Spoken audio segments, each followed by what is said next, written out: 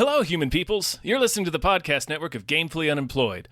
To support us and gain access to great exclusive podcasts like Fox Mulder is a Maniac, Tom and Jeff Watch Batman, Star Trek The Next Futurama, and our latest show, Spiel Boys, head over to patreon.com/gamefullyunemployed. We do game streaming, movie nights with our patrons every Friday night, and you can even commission your own podcast about anything you want. Literally anything, within reason, and we have to do it.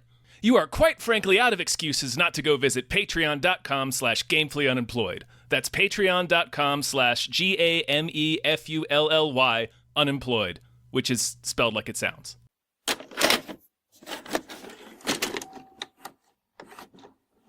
Oh, I saw a werewolf walking down the street. He was doing the Werewolf of London. Like, have you ever listened to the lyrics of those songs, of that song? It's weird. It's written by a person on drugs. One imagines, yeah. It's hard to track the werewolf's behavior in that song. It's like, what universe does this song take place in? I think it's just a man on meth. Like casual werewolf encounters seem to happen. I've only been to London the one time. Maybe they're all werewolves. It wasn't wouldn't surprise me, honestly. Yeah. Maybe that's why they all talk like that. Oh yeah, maybe that's a wolf accent. Yeah, exactly. Yeah. Listen, I'm David Bell. I'm Tom Ryman. And we just watched Wolfman. Wolfman. Woo, he says. Ooh. I'm the Wolfman, baby. Why so serious? I'm the Wolfman. Hello? Can anyone hear me? Hello? We were in an accident. Daddy, are we gonna die? No, it's my job to protect you.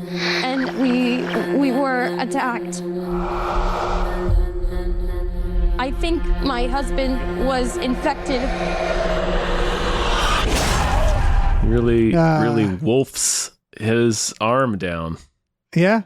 Oh yeah. Okay. And his foot. So this is the director of The Invisible Man. This was I remember there was like a Ryan Gosling one at one point. It was this Universal. One. Okay, because Universal sort of had, they went through a process. They tried the Tom Cruise Mummy, and they're like, all right. And then they did The Invisible Man, and that was fucking awesome. Lee Winnell's Invisible Man. He also directed Upgrade, 2 great movies. Yeah. This movie is getting audiences don't seem as impressed with this as they did Invisible Man from what I was looking at, or critics. I can see that. Yeah. What did you think about it? I really liked this movie. Me too. Yeah. And so I wanted to like it, for the record. But then I saw it was getting these lower reviews, and I'm like, oh no. I was hoping I would like it, because Lee Winnell also, he's talked very candidly about it, but he also wrote Dead Silence. Oh. Which is a hilariously delightful piece of shit. Yeah. Yeah, Lee Winnell, he's also in Saw. He's across from Cary Elwes. Saw. Oh yeah, he wrote Saw. Jesus. Saw. I always think of him as he's the guy. He is. He's the photographer from the first Saw, but he's more importantly, he's the writer. He was James Wan's writing partner for a bit. I remember the first Saw blew me away when I first. That's the ultimate one of those movies that it blew me away, and then you get out of the theater and you're driving home and you're like, hey, wait a second. Wait. I feel like not everything added up, but it's still, it was a blast. That first Saw. Yeah, the first one is good. Yeah, it's all to say that I think it's safe to say we're both fans of Lee Winnell. Yeah. And so I was going in this very enthusiastically, and then I saw, and I think I know why audiences didn't like it as much. I think I know why. That said, I liked it. So we can talk about that. Yeah. Right up top, I suspect it's because it's a slow burn. It's a suspense movie. It's not a Wolfman Eats People movie. No, it's sort of a slow burn body horror. It's sort closer of to The Fly. I was about to say The Fly. People don't remember The Fly is a slow burn. Yeah, way more than they think. Yeah, it's also basically The Shining with a werewolf. Yes, and I do he avoided some pitfalls that I thought there was some stuff that I thought was going to be very It was very clear from the trailer he was going to sort of touch upon these themes, Right. and I was happy that he didn't lean into as hard as I thought. No, it's a very, very light touch in that. Like the theme is still there, sins of the father, but it's nothing specific. It's not like I thought it was going to be like cycle of abuse, yada yada. Like this man is turning into a monster.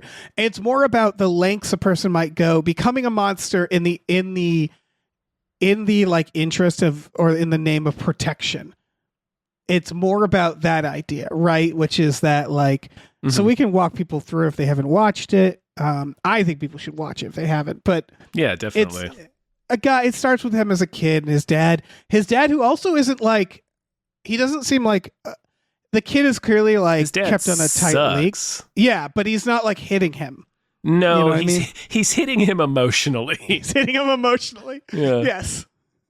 I think like it's clear he's got dead wife syndrome, but again, it's a light touch. They never come out and say it. You can just tell from the way he's behaving. Yeah, you can tell the dad has some he's almost at first when I was first watching, I was like, oh, is this the main character? Because he's interesting. Like he's complex. Right. It's very clear he is not dealing with something. Yes, because he's like he's basically making his kid live like he's in the army, and then they go out hunting, and he's like he will not take his eyes off the kid, and he's like death can come for you just like that, and it's like it seems like this guy has an issue. Seems like Dad. It seems like kind of feels like you're working through something. You're going through something right now. Yeah, not really working through it though. And so the guy grows up. There's I don't want to skip over the actual sequence there, but the the tree stand attack. The breath thing was one of those things in a movie. This is why I'm kind of bummed. I'm like, why don't people? This has some straight up brilliant ideas in it. The breathing, the breath gag. I was like, I've never seen that before. I've just never seen it. Maybe there's somewhere he was inspired from with it, but I haven't seen it before. Which is that when they're in the high hide, they do this thing where they're in it and there's something outside and you don't see it. You just see the heat of its breath coming up. Yeah. And then it's moved based on where it is. That creeped me out. That was great. Yeah. It's like a Jaws thing. I wanted to call out the sound design in this is killer. Yeah. A lot of the suspense and the dread comes from the sound design. And also, like with Invisible Man, a lot of it's done with camera moves. Yes. And he does a similar thing where, but it's not the only thing, but he does a little bit of the similar thing where he will frame a shot where Wolfman's going to pop into it, and he doesn't. Right. And it's like the same thing he does in Invisible Man, where he frames a shot like there is somebody in the shot and there's nobody there, or is there? Like he never really confirms it in those moments. So you don't. It's a very good way to do a very effective way to do suspense that I think is too. Unique. Yeah, maybe not unique, but cool. No, I mean it's unique and cool. I would say. I he plays a lot with the other angle that I knew from the trailer was going to be a big part of it. But so extending the plot. So basically this guy, he grows up, he has a daughter, he has a family, he's a stay-at-home dad, right? Well, and it's clear something has happened. Like we're introduced to him and his daughter as they're walking wherever. They're just walking down the street, and I guess it's downtown Portland, I guess. Yeah. And she starts walking on these traffic cones, which is near the street. It's possible she could slip and fall into traffic, and he freaks out on her a little bit because she's not listening to him. And he kind of reels, and it's clear she's frightened of him, and he kind of reels himself back in, and he says, "I'm sorry, I didn't mean to do that. That's not me." Right. And they don't hit it specifically. Like, I said it's The Shining with the werewolf, but they don't hit like an addiction or an anger issue or anything specific like that. We can just tell that something has happened. And then later on, we hear that he's between jobs. So now he's just a dad. So it's clear that something has happened related to his and him and his behavior. wife and he and his wife are tense. And then they have a conversation where it's like, we're not doing well. It's the light touch. I appreciate it. I wouldn't have thought you could do it without specifically saying anything, but he did it very well. And I do wonder if there is a version of this movie where it was plainly stated and he went back in and removed a scene or something. So I did or maybe it was written this way. I don't know. Well, I did feel like there was a scene missing a little later. There was a moment that I felt like, I think there was a scene here that made this clear. I don't know if it was related to that. It's the first when he's hammering, when he's blocking the door and they both stare at him and he's like, what? I was like, did he do something? Like that felt abrupt. And it felt like maybe there was a scene right before that they cut out where he was weirder, and they were reacting to that. Hadn't he already? No, wait, he hadn't done the sniffing thing yet. She later says like he doesn't know he's changing on the radio. So I was thinking like, oh, is that to sort of? It bumped me a little bit, but it wasn't a big deal. It was more of like that moment where I'm like, I bet there was a little thing there that was cut out. Because this is like an hour 40, and I'm like, I feel like they probably cut it down a little bit. Maybe, yeah, probably. I think. They plant a couple of seeds. He drops these little hints, these little breadcrumbs for us. Like when he moves the bookcase. Yeah. He should not have been able to move the bookcase the way he did. That's probably why they're reacting. And if you remember, she reacts weirdly to it. I think I missed that. That's what I was thinking of because I was like, why are they reacting so weird? I didn't think about how he moves the bookcase. Yeah, she kind of stares at him and says, I forget. And he goes, what? I forget. They don't say anything. Well, that second time, I'm referring to when he moves the bookcase. When he initially moves the bookcase against the door, she kind of looks at him. It gives him this look, and you can tell it's like it's weird. It's a weird moment. He also makes a noise that's almost like a growl a little bit. Yeah, it's real subtle. And then she kind of says, do you think that'll hold him?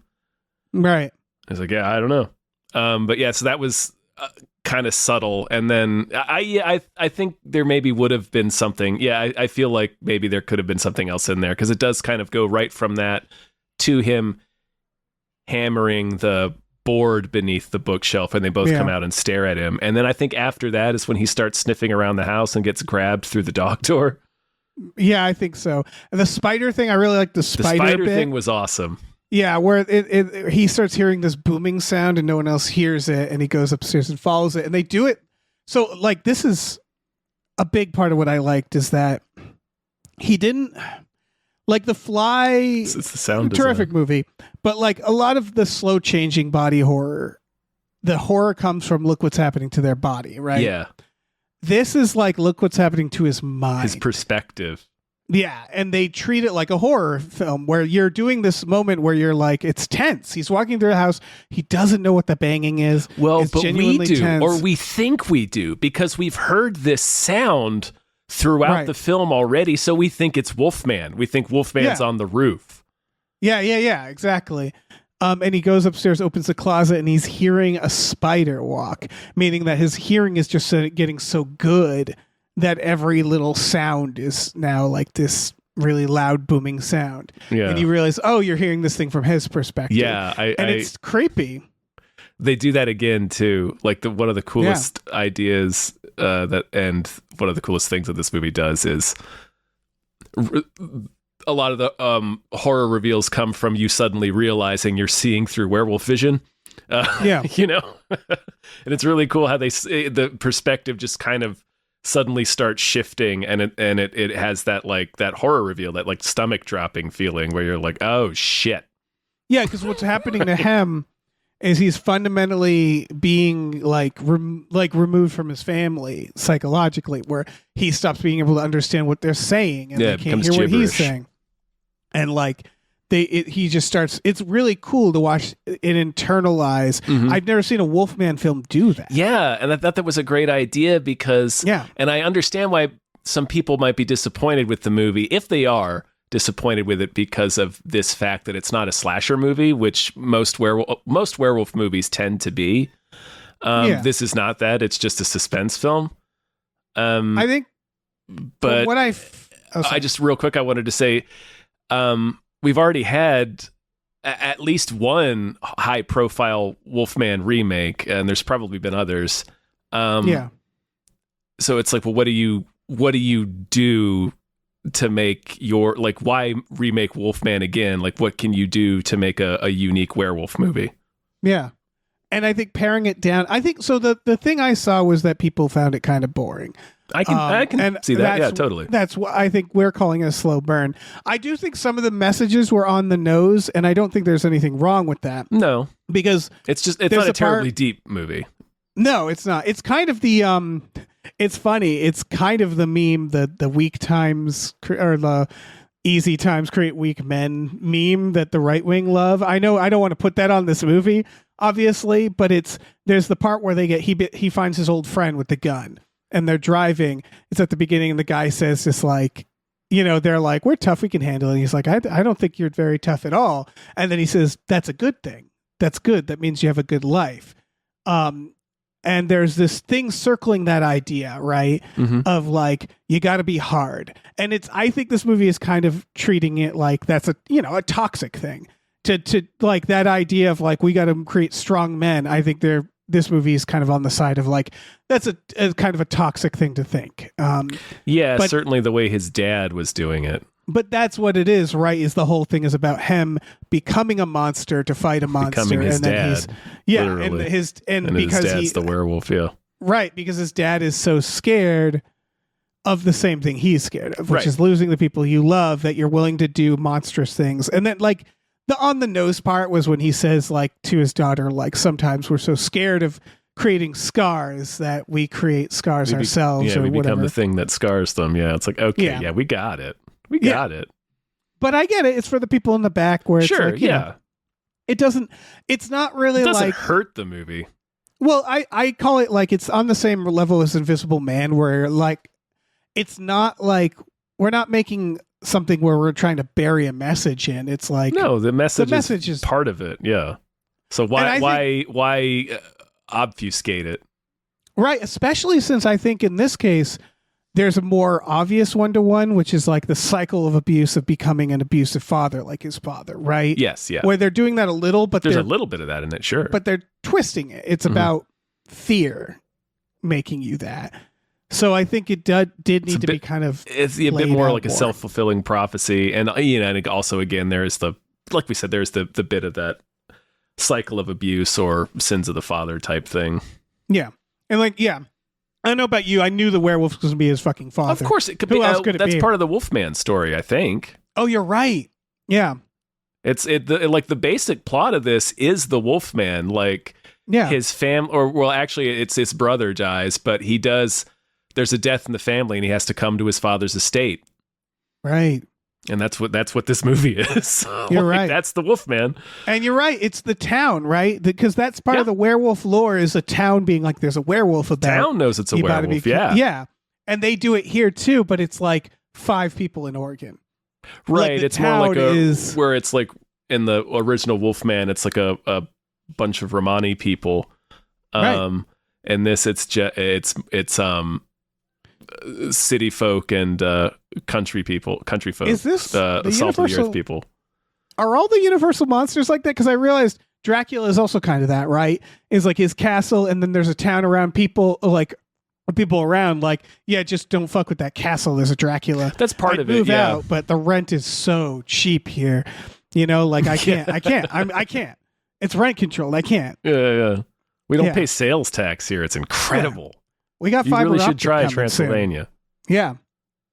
But it's like porting that over to Oregon is a great idea. Yeah, it's a really good idea. Like backwoods militia types. It's more like survivalists, versus city folk. Because his dad is a big time survivalist, right? In a negative way. Yeah. But that's just, I don't know. That's a really cool instinct. Yeah, I realized. Yeah.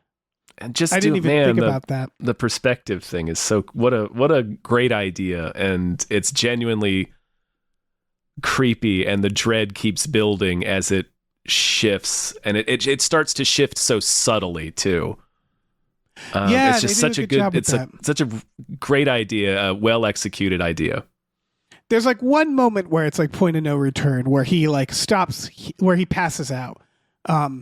I love also that this takes place in a single night. Yeah. Well, if you notice, it's it begins with him with his dad when he's a little boy, they're out hunting at dusk, and they get stuck in the tree stand at dusk. And the movie takes place at night.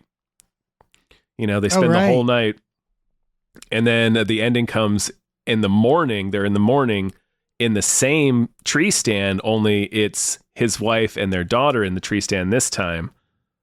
Right. And then after that, after they, spoilers, kill him, he basically makes them kill him. He murders kills him. Suicide by family. Well, they do a bit the whole time where he's like, "You can read my mind" to his daughter. Yeah, basically being like, you know me so well. And at the end, the daughter's like, "Yeah, he wants you to shoot him. He wants you to shoot him. Yeah, I'm sensing he wants you to shoot him. Yeah, mom should be like, "I know, honey." It's a funny thing for a little kid to say. Yeah, he wants you to shoot him. It's almost funny where at the beginning it's the idea of like, I just don't want to scar you, and then at the end it's like, Mommy, please shoot Daddy, the werewolf. It's like, yeah, you fucked that kid up. No, yeah, she's gone. It's gonna. This movie's called Wolfman. Yeah, you will never be the same after this night. No. And then the very last shot. Part, oh, sorry.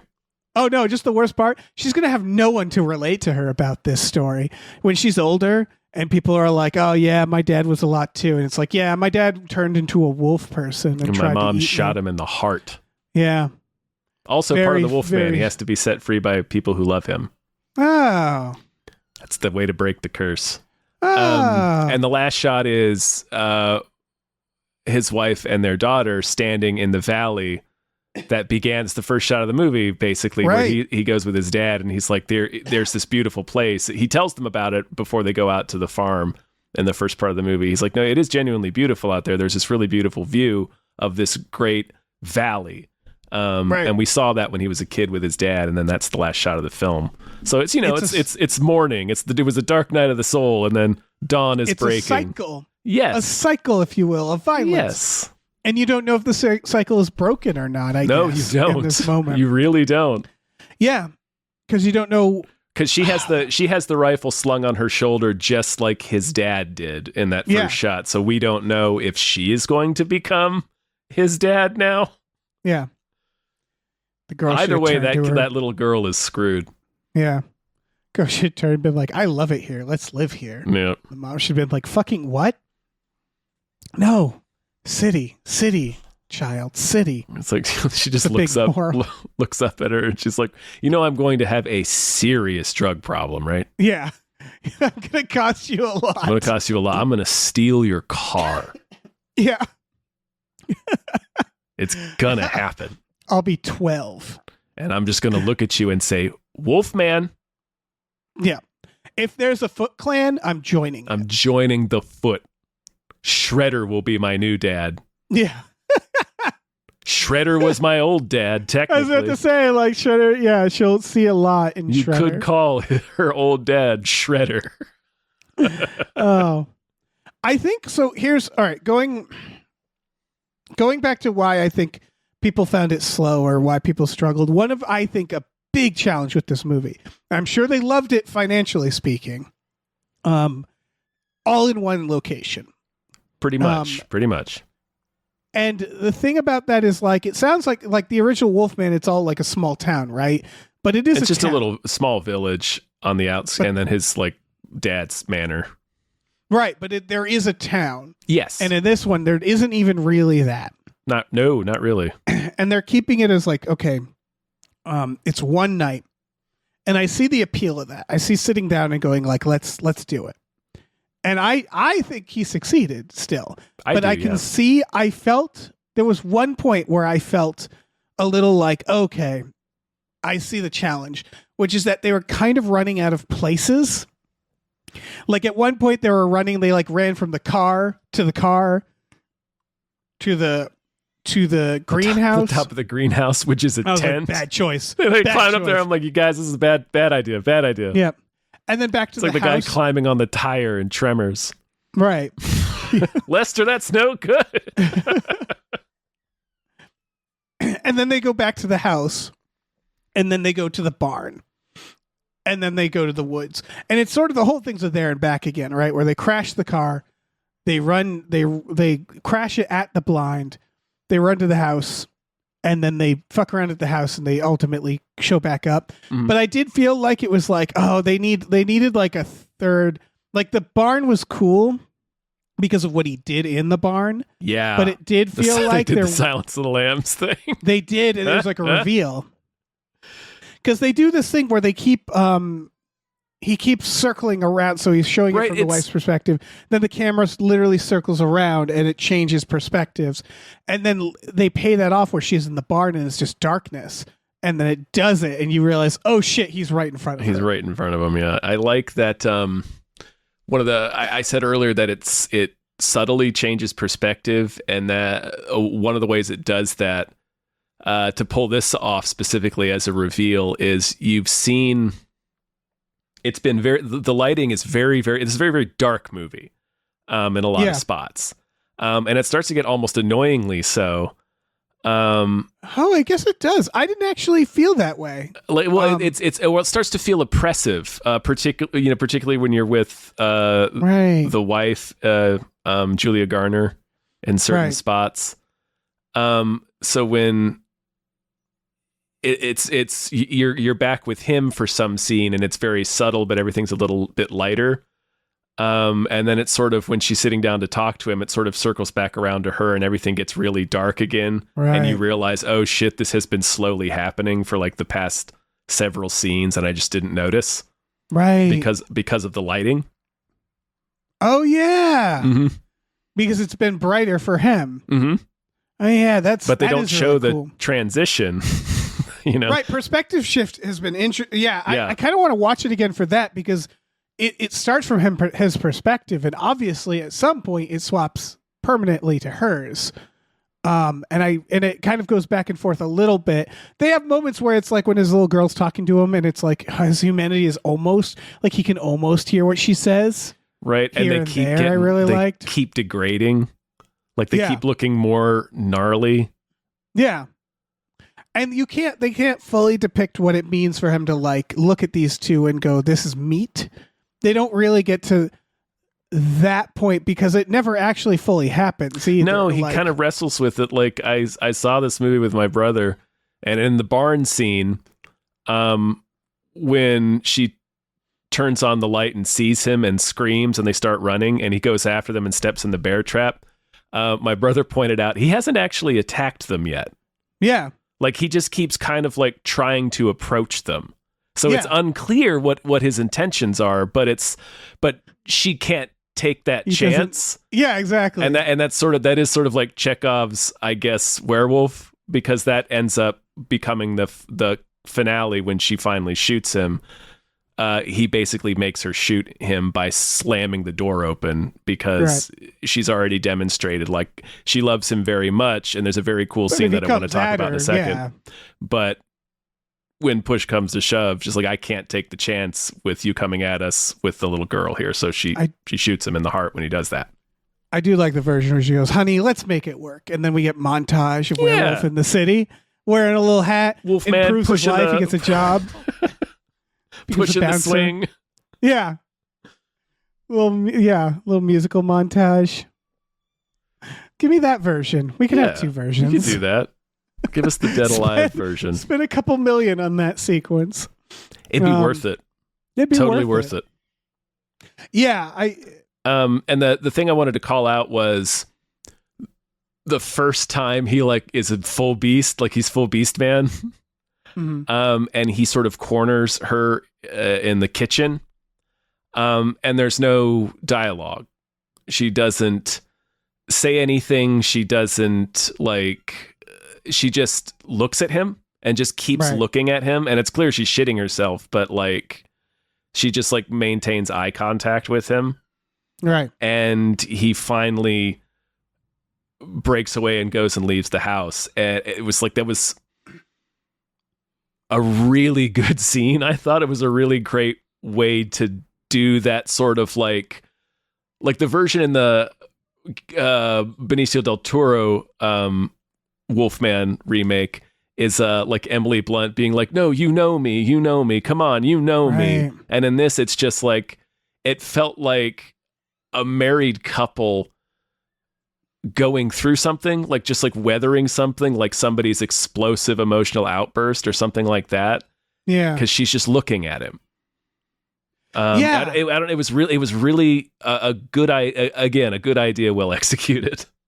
I think it really comes down to where's the source of horror, and where he chose to do it from is, again, more like The Fly, where it's a slow physical transformation and the emotional repercussions of that, and it's sort of like that emotional horror of watching this guy change.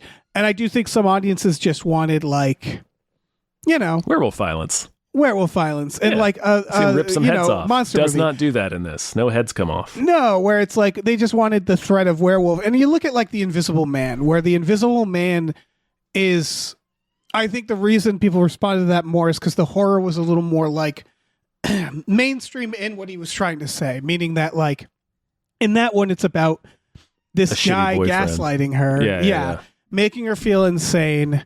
And then this idea that he could be anywhere, the paranoia of like he's going to show up, where it's like you never feel like you're away from this person. Well, and that's also like it's a perfect way to do a gaslighting movie, because it's gaslighting you, right? It's like, am I paranoid, or is he really in the fucking room? Right, and everybody's like, you got to get over it. Everybody's telling you you're paranoid, and it's like, I know I'm paranoid, but he could be in this fucking room. He's invisible. He's the idea that if you've undergone trauma, like it's still in the room with you, even when it's not, etc. So like that plays into the horror that people really wanted for that, and it also plays into like a really that's good also the take on promise of Man. the Invisible Man. Yeah, you don't go into the Invisible Man expecting him to be ripping people's heads off, exactly, unless it's Hollow Man. I think with Wolfman, Hollow Man. Goddamn. He'd probably try. If he had survived a little bit longer, the next thing he would have tried was twisting someone's head off. Oh, 100%. Yep. Wolfman, you can kind of go one of two ways around it, right? And I think he looked at it and said, well, we've done the other way exactly. so much. We've done it so many times. Like, if I would have been kind of disappointed, honestly, if all this was a slasher. Right. Because it's like, look at all the versions of werewolves we've done. We've done like American Werewolf, where he becomes like more dog-like. We've done it's kind of a mix of this and the traditional one, actually, American Werewolves. Yeah. Because we do see him going crazy and being haunted by the curse and stuff from his perspective. Right. Sorry, continue. No, the Benicio one is like, let's do classic, old-timey, let's remake the Wolfman. Let's make it like a modern. Like a gothic slasher. One. Yeah. I liked that one. I thought I like it fine, but it's a slasher. Yes. That's the other version. And this one, it was like, well, let's do The Fly. Let's do Cronenberg The Fly. And like, this is a big thing I wanted to talk about, which we haven't talked about, is the design of the Wolfman itself. Mm-hmm. And how they were able to honor the original look while bringing it into more like The Fly, I thought was really cool. It's grotesque, yeah. Yes, because you look at the original Wolfman, and it's like it's this dude standing there with like a wolf got mask, shit glued with like, to his face. Yeah, it's not even a wolf mask, man. He's got merkins glued to his face. It's like a Star Trek alien. Exactly. Like, it looks like a Klingon from the original. Have you seen? I know I've brought this up. The Klingons in the original series are just guys that kind of have a tan. Yes. There's dark eyebrows. There's an episode of Deep Space Nine where they go back in time and they go back in time to the original Star Trek Enterprise, and they see Klingons, and they're like, Worf, what's that about? And he's like, it's a long story. And he just doesn't want to talk about it. And that's how they handle it. Where they're Fair like, enough. why you guys look so different? They handle it by pointing it out and not handling it. Yeah, exactly. Yep. We're aware. We're not going to tell you how we feel about it. Yeah, exactly. There's nothing we can do about it. What do you want us to Lucas that shit? Yeah. But yeah, so like the original Wolfman is like, it's a guy, a fully erect guy with fur. Yeah, he's fully erect. Yeah. So like that, to me, I see why we kind of American Werewolf. Sorry, just digging a trench through the ground as he's galloping on all fours. Aroused werewolf is terrifying. Yeah, like a plow, so you can plant seeds behind him. Oh yeah. You don't want to see a werewolf with an erection.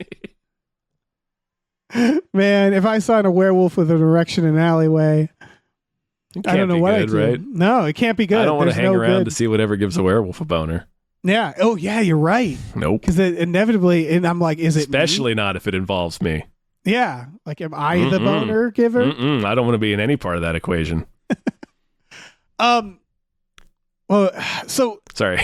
oh no, that's all to say that like in the 90s or what, and like the 70s when they extended the werewolf lore, they turned it more into a beast, right? And Where kind of it's like- demonic too. Like they dabbled in a little bit of that. Dog Soldiers did it too, where it's like that's the other version of werewolf, which is like, okay, we'll make it like Splatterhouse when we're doing movie. when we're doing the quote unquote like gritty version of a werewolf, it can't just be a guy. Like that doesn't it didn't feel scary. It's got to look like like a giant dog. I think even the Benicio one, it was like more, like He's more bestial, but it is much closer to the Lon Chaney version. Yeah. But this one, I feel like it was closer to the Lon Chaney version by making it more of a body horror, where it's like he's like The spirit of it, yeah. It's an infection, Yes. not magic. And so it's like it doesn't feel like he's becoming a literal wolf. It doesn't feel like some magic is bestowed upon him. It feels like it's like he's been undergoing some sort of fucking virus, like the Thing, and his bones are cracking. Yeah. And he's like, and so it's like he's growing like rotting. hair, but and then he's like, it's like more like a zombie. Like he's chewing his leg off. Yeah, I wanted to talk about that real quick. I like that. It's a body horror movie, but he doesn't do the body horror things that you expect. Like he doesn't do the fingernails. You're expecting it. They do a shot. They do a fingernail shot, but it's not like but it's like a claw bursting right through it. That's it. They don't do the thing where he like peels his fingernails off. Although he does a shot where he like sets it up when he hits his hand with the hammer. Yeah, he kind of like frames that shot like it's going to be a fingernail shot, and it doesn't wind up being that. And like so, he found like. He's like he made like it's a new fly, so he made like new versions of that. It's like, oh, I didn't even realize this was a body horror thing I should be like nervous about now. But a dude can just suddenly start feverishly scratching his skin off and then just start chowing down on his arm. Yeah, I think here's what the pitch was. I think because it's kind of brilliant.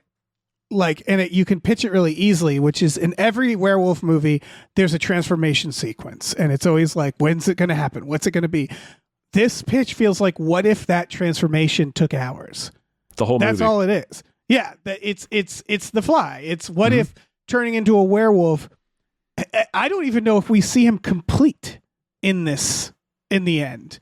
You know what I mean? Where it's like he might have still been changing. That's really what it comes down to is like, let's take a werewolf transformation and stretch it out into these agonizing hours where like there was a point where I was watching and I was like, oh, is the transformation going to come? When's the transformation going to come? Because everybody's like, when's the, that's the thing. When's the big transformation? Yeah. And then you realize like, oh, it's always happening. That's what's the key. Yeah. Yeah. Yeah, I really like that idea. Again, yeah, because good idea, well executed. Yeah, there isn't one moment, and you realize that, or you're like, oh, and that's like it's a risky idea because everybody sort of knows that about werewolves. Like he's subverting a lot of expectations about what people thought this movie was going to be. It's a good way to maintain dread, though, too, without you really realizing it, because he knows we're waiting for the werewolf transformation. We know we're waiting for it, and that's a major part of the game of this movie is he going to wolf out on his family, and if so, when? Right. So you're waiting for that shoe to drop, and it's like you're waiting the whole movie. Because it's way scarier than a sequence where they turn to a werewolf, and then the family is like, oh, no, here he comes. You know? Now we have to fight him. It's like, this whole time it's like, is he or isn't he? There's multiple moments where she sees him and I'm like, I don't know if you should go near him. Of course, she doesn't know about werewolves in that scene. So I'm going like, he's a werewolf, don't go near him.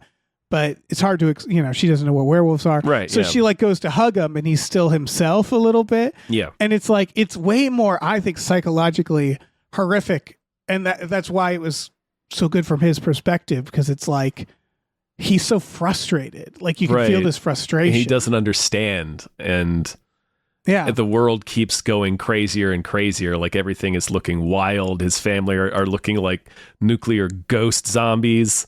Right. Like it's He's losing his mind. They're just speaking gibberish to him, like Peanuts adult gibberish. Right. It's terrifying. Like, can you imagine being stuck in that? Right. Slowly. I wonder werewolves are so angry. We've probably seen a version with zombies, right? Like, that's really what it is he's leaning into the fact that werewolves function the same as zombies. We did that version of zombies. It cracked, actually. What? The Stumbling Dead was that. Oh, yeah. I mean, like a slow transformation. Oh, like I see.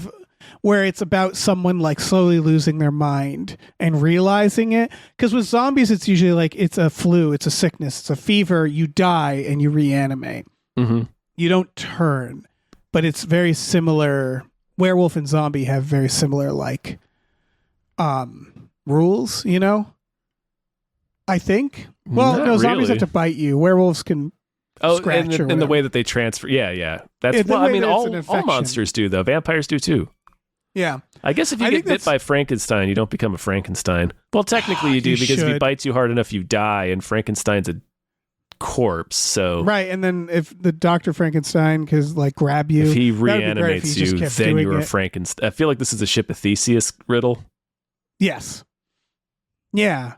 Right, because it also like. Is it? Yeah, he's going to Frankenstein some parts on you to make you a Frankenstein. I was going to say he's going to take you apart and give you to other pieces and stuff. Yeah. So are you the only Frankenstein, or is every person that has a part of you a Frankenstein? Then I want to say which one is you? Is it the one that has your head because that's where your head is? I want it to be as much as I want it to be all of me. I want to propagate. You know, I want to be more. Mm-hmm. But then you have to share a Frankenstein with other bodies. It's very intimate, I bet. To be where you're like, you know, your arm is attached to someone else's torso. Mm-hmm. It's like they're hugging. It's intimate. It's the ultimate intimacy to be sewn onto somebody. It must be what it's like to be one of the Osmonds. Yeah, I think so. But yeah, I've already repeated it, but like it's sort of clicking because I haven't talked about this movie since I watched it. Right, I just saw it. Yeah, it's the premise the of this premise of this show. Well, sometimes because of scheduling conflicts, we have to record it a little bit after we've watched it. But but doing the Wolfman as a disease movie, essentially as a virus. Contagion movie, almost a little bit. Yeah, where it's like your body is just turning into this monster that people have looked at and went like, that kind of looks like a wolf. That's really it. Like that's what's happening. And treating it like this slow disease eating his body is just, it's weird we hadn't done it yet, I guess. I think it's weird it's a good, I think you run the risk of disappointing people because it's not a traditional werewolf. It's and it pretty sounds far like he from did it. Some people disappoint. But like, you know what it is the factor that he took away from this that you kind of have to, at least as far as we know, is the moon, which is the idea that the moon turns. That's what makes the Wolfman to me feel magical. You know what I mean? Yes, where it's like it's a you curse. turn back and forth. Yeah, it's a curse. Whereas by the light of the full moon, you turn into a monster. Yeah. Right. And this is like, let's just treat it like a fucking virus. And in order to do that, you can't really be like, in the moon does it. No, you because can't. That's dumb. You can't involve the moon, really. No. So, yeah. I just think that's a cool angle. Like, yeah. And it makes it grotesque. Like the wolf really looks gross. Right. I think there was still people who might have thought like this is a little too slow for them. But I don't know. I encourage people to check it out with that in mind. There's no body count, really. Not really. It kills one person. Yeah, there's the dude at the beginning, and then his dad, technically, the other Wolfman, and then himself. Wolfman Sr. Yeah, and then he gets shot. Like the Bon Jovi song. Again, I see, because if you don't, I guess what it is, if you're not affected by the body horror, the transformation, if you're not affected by the suspense, emotional part, the suspense and the emotional side, then you'd watch this and go like, where the fuck is the wolf? Yeah, what the fuck is the werewolf? Yeah. Yeah. Like there's a werewolf fight, but it's not really played as being awesome because it's not really about that. I'm glad you brought that up because I had wanted to mention that and had forgotten. They treat it's like two feral dogs fighting is how they treat it. It's not gnarly. dignified. Yeah, they're not trying to make it look like the Van Helsing fight or even the werewolf fight in Wolfman, the Benicio del Toro one, which is just like a superhero fight between it's just Wolf a del Toro, dispute. Wolf Benice, and Wolf Anthony Hopkins. It's just a domestic dispute. It's just two guys fighting in the kitchen, father son brawling in the kitchen. Yeah, it's just like drunk father and son having a drunken fist fight. Yeah, it's just real. Because his older brother just died. Or his younger brother, I forget which. Anyway. Yeah.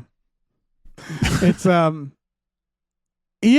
mean I liked it, but I can see people not getting what they wanted out of it. But to those people I say, like, you already have those. We have a lot of them. Yeah, we have a Wolfman that's like that. The Benicio del Toro one, if that's the kind of werewolf movie you're looking for, is a totally fine werewolf movie in that regard. It's 2010 too. Like the effects are good.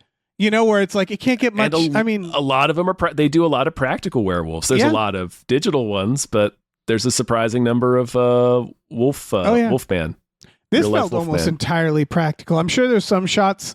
I mean, everything has effects in it, right? Mm-hmm. Like visual, But I mean, in terms of the werewolf itself, I feel like a lot of it was because it's such a slow transformation. And it's so almost gross. Yeah. It's hard to do gross in digital. Yeah. But there's digital sauce on a lot of the stuff, which is fine. I think that's the best way. Yeah. To use digital. I'm hoping Universal doesn't like try to veer away from what they're doing with these, because just because this is not going to be as big a hit as Invisible Man, probably. Right. It doesn't have to be Leigh Whannell every time, but he seems to have a grasp on this, which is like, let's do The Mummy like this. Let's do Frankenstein like this. Frankenstein would be a hilarious, gritty film. Well, isn't Guillermo del Toro doing Frankenstein? Oh, okay. They're probably. I can see doing a more fantastic version of Frankenstein. I kind of want to see a gritty version where it's just some asshole like in his basement sewing together a body, like, just rotting body parts together. I love this idea of like stripping down these fucking Universal monsters. I hope this not being as big a hit of as the Invisible Man doesn't shy them away from this process of allowing interesting filmmakers with a specific idea for the movie to make these movies, rather than trying to force a cinematic universe on us again. Yeah, you know what it is? For a while now, since the Nolan Batmans, the word gritty remake or gritty reboot or gritty sequel is a thing, right? Mm-hmm. I think we've talked about this before, which is that Hollywood and everybody has sort of misused the term gritty, because I would argue that Christopher Nolan Batman wasn't actually gritty. And what I mean by that, obviously it wasn't the word really any more gritty than the original Tim Burton Batman. You know what I think it is that when people say gritty, they interchange it with grounded, and I really, really like it when we do grounded versions. For example, the Robert Pattinson Batman is more grounded, right? Where it's like, what does it actually look like if this jackoff was blown around? He's got a car. It's a cool car, but it's not like the Batmobile, right? Yeah. And so, like, that's all to say that, like, I actually realize I really like grounded. Gritty is hit or miss, and this feels grounded, meaning that same with the Invisible Man, right? Which is like you stand back and go like, okay, what would that look like realistically? Invisible Man, as realistically as possible. They have to give him a basically magic suit, but But you're like, okay, cameras. Yeah, it's cameras. It's cameras. Sure, we can accept that. We're in an age of unbelievable technology, so yeah. And then he takes that and goes, it also looks creepy. The cameras also look creepy. So it's like it's using a grounded view. Yeah, when I say grounded, I don't mean realistic or possible, right. Same with this, where it's like, what does this actually look like? Well, it looked like a disease. And so like I feel like we don't get enough of that actually it's grounded risk, looks. Right? Because you're not giving people what they expect. So it's a risk. I think that's why we hadn't. I was meant to say that earlier, but I think that's why we haven't had more attempts at a werewolf movie that is like this. Right. That's what the thing is. I don't think people actually normally want a grounded take. Like going back to the Nolan Batmans, which are great. They're not grounded. If they were grounded, they're more like, so than the previous ones were. Oh yeah, they each one gets more grounded than the next. Even the Pattinson one is like, if it was truly grounded, he still wouldn't be this like spectacular. He would hit that bridge and he'd die. Well, yeah, nobody the wants wingsuit that. And then he's just rot in the street, and then some kid would poke him with a stick and be like, "I found Batman." But yeah, that's what I mean. I don't know. Maybe I do want that version of the movie. That's what I'm saying. Is I do like grounded when it's actually grounded. I guess that's what. Gritty. I guess is a different term, right? Gritty just means dark. Yeah, like violent. I think when you say gritty, I think Zack Snyder. Right. Yeah. But like, I think those two things get often or like the Punisher confused together. You know what I mean?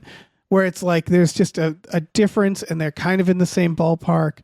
And I think people expected this to be more gritty, and it's more grounded, where it's more of like, no, this would take a while. It would be more emotional. It wouldn't be like balls to the wall action. Like you said, the fight is just two fucking dogs fighting. Yeah, they're not doing anything spectacular. But it's scary in the way that like being too close to two feral dogs fighting would be. You're like, fuck. Yeah, I feel like I'm going to lose limbs here. This is a weird subconscious thing. I find this scarier than monsters, because to me, a monster subtly implies that there's more magic to the world, which makes me personally subconsciously less afraid of death. Does that make sense? No, that makes sense. It's like seeing a ghost. You'd be like, part of you would be like, oh, thank God. Yeah, you're like, oh, okay. The this soul ghost might is kill real. me, but I'll just become a ghost too. The soul exists. Yeah, I have proof. I always imagine, like in a horror movie where a ghost kills someone, they just turn to the ghost, and then there's this there with the ghost, and the ghost is just like, "Hey, fuck you, buddy." Yeah, ghost is like, "You want to hang out?" And Excuse he's me. like, Yeah, it's really. like it's like not really, well, man. We're playing basketball. We needed one more guy. Yeah, I can't play basketball. Like, oh, can now? All right. You're a ghost. Yeah, that's true. Will Ghost Chamberlain's basketball, here. He'll there's show no you. rules. You have a long time to practice. Yeah. He should have played basketball in this. The Wolfman. He should have. He should have. He should have Teen Wolf. He should have danced. He kind of does dance on top of a van. You're right. He sort of does. I bet that was intentional. Because the other thing I wanted to call out is, what does the Wolfman do once his foot is caught in a bear trap? Bites it off. Yeah, he saws it off. Yeah. Yeah. It's saw, Dave. It's a saw. He saws it. Yeah. Oh my God, you're right. He saws off his foot to save his family. Oh, I love it. I'm imagining Lee Winnell writing that and being like, oh, God damn it. All right. But it's perfect, right? Because if he's going for... You can't not do it. Well, if he's going for body horror in a way that you haven't seen it, so he doesn't want it to just be a rehash of all the things in The Fly, right? Because that's what we're expecting. Right. And also it's doing a werewolf movie. It's like, well, what can I do with that? Okay, he starts eating himself because he's just mindlessly hungry. That's a scary idea. And he's caught in a trap. What does an animal do when it's caught in a trap? Right. Yeah. So good. Yeah. Great idea. Yeah. I really do kind of want a gritty teen wolf now, where it's the daughter and she's a teenager. We sort of got that. We got the moody, melodramatic Teen Wolf, that TV show. This version. Oh, this version of Teen Wolf? Like, just like a real, like, gnarly teen just turning. Yeah. Yeah. Being a werewolf is smellier than I expected. Yeah. I mean, I expected it to be smelly, but this is... Yeah, it's not awesome. Are you rotting? Yeah, it's about puberty. Again, it's like, my I'm body's going through changes. And becoming disgusting. Mm-hmm. Yeah, do it. Let's do it. I'm not sure I have anything else to say other than I kept thinking the Wolfman, the dad, the main guy. Well, I guess the main guy. What's that guy's deal? I don't know. I kept thinking he was Chris Messina, but he's not. He's not. So I started thinking of him as Chris Lessina, and I just wanted to tell everybody that. Same name as Christopher. His name is Christopher. Oh shit. Okay. Yeah, I don't know. He seems fine. He was good in this. It's it's a tough role. Yeah, I don't know. I'm looking him up. He seems like he was in Poor Things apparently. Oh, word. It was a good movie. He was in Craven the Hunter. Yes, he was. We just saw him this weekend. Yeah, he was in It Comes at Night. Oh, word. Okay. Yeah. That Well- was another movie we liked that people didn't care for. Yeah, now that we're talking about other movies, I think we should probably wrap this up. We should probably go. Yeah. Yeah, I liked Wolfman. It's good stuff. Wolfman. Wolfman. Check it out, folks. And check out our Patreon, patreon.com/gamefully unemployed, GAMEFULLY unemployed. We have exclusive podcasts like Tom and Jeff Watch Batman, Fox Mulder's a Maniac, Star Trek Next Futurama, and Spiel Boys. We are nearing the end of Fox Mulder's a Maniac. I know. And boy, do we have something special for you after. We really do. Very exciting. I think you'll all be pretty happy with it. We also have a store. Head over to gamefullyunemployed.com. You can find a link to our Teespring store. We have all kinds of cool original artwork and designs. You can get on t-shirts, mugs, stickers, posters, all sorts of stuff. Check it out. It really is some fun stuff from some great artists. Check out our show, Batical. Batical. It's an improv show that is not very regularly updated at the moment. It's bad and radical. It is bad and radical, but I decided to release a new show after just having a baby, so not updated as regularly as I would like, but please check it out, like and subscribe. There are more episodes coming. Yes, there's some exciting episodes coming. Yes, very much so. They should have had Mulder in this. In Mulder this one? showed up. I mean, Wolfman. he did go to the Pacific Northwest to fight a werewolf. Yeah, he could have been here. And to fight a werewolf, I mean, he gets beat up by a werewolf. Yes, he doesn't turn into a werewolf, which is a missed opportunity. Werewolf Mulder. Werewolf Mulder would be pretty great. Scully could have shot him right there. Oh, she would have. Yeah. She's shot him before. Yeah. It's more likely he would have shot Scully in the dark. And she's turning into a werewolf. Oh no, Skinner, the werewolf was Scully. She turned back into a human after I shot her. Do they always turn? Sorry, deviation. Do they turn back into a human in a lot? Don't they do that sometimes? Yeah, when the curse lifts, yeah. That's the biggest fuck you. Usually they turn back into a human when they die. Right. Because that's like the biggest dickhead move, right? Because then you've just shot it. You're just murdered. Right, yeah. Then the person's going to jail, yeah. Man, now I'm unless they just went on a werewolf rampage, because then you're just like, well, this guy was a maniac. Right. Yeah, yeah. It's a good thing. But if you it's just shot you him. and the werewolf, then it's like he was a werewolf, and they're like, cool, you're going to super jail. Yeah. So it was nice of him, I'm saying, at the end of this, not to turn. Yeah, to just stay a wolf. She's got some shit to explain to authorities after this. Yeah. I think I would I would just drag the two wolfmen down to the police station and just kind of drop it outside and be like, you guys figure this out. I don't know what this is. Right. I don't have the bandwidth for this right now. I'm a single mom all of a sudden. Yeah, you don't even have to be there for that. They'd look at the two wolfmen and be like, okay, well, yeah, I'd shoot him too. So case good closed. job, I guess. Yeah. Can we eat them? Should we eat them? You can. And you should.